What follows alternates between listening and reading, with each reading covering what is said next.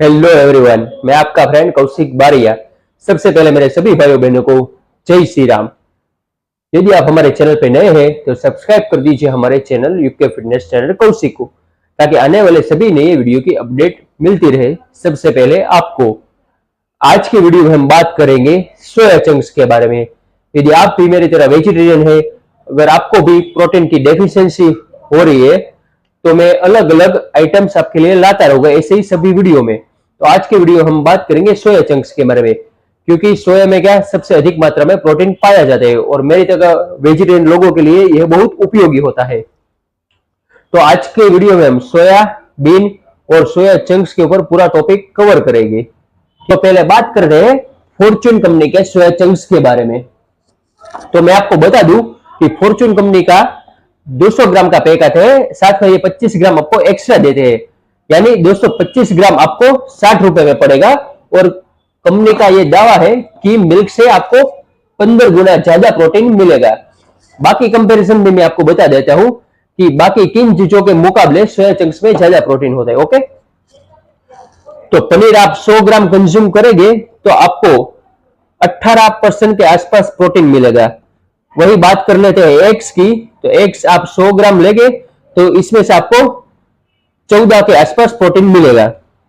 और soya chunks यदि आप 100 ग्राम कंज्यूम करते हैं यानी इसे खाते हैं, तो आपको करीब 53% प्रोटीन मिल सकता है।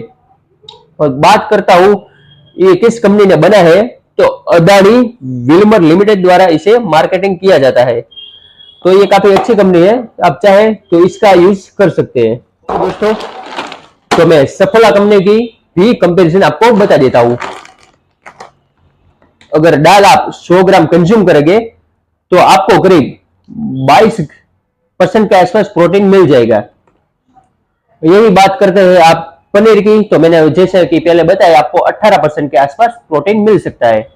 और वही बात करते हैं सफोला के सोया चंक्स के बारे में, तो इसमें भी अगर आप इसे 100 ग्राम कंज्यूम करेंगे तो 53% के आसपास आपको प्रोटीन मिल जाएगा।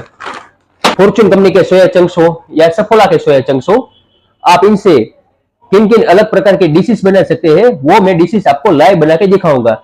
क्या है, ताकि खाने भी आपको आसानी रहे और अलग अलग डिश आप ट्राई कर सके। अब बात करते हैं कि हमें कितनी मात्रा में इसका उपयोग करना चाहिए। तो मैं आपको बता दूं कि डेली यूसेज में आपको सिर्फ इसे 50 ग्राम के नीचे रखना है, क्योंकि सोया में क्या एस्ट्रोजन का प्रमाण होता है, तो ये हमारी मेल बॉडी के लिए हार्मफुल हो सकता है।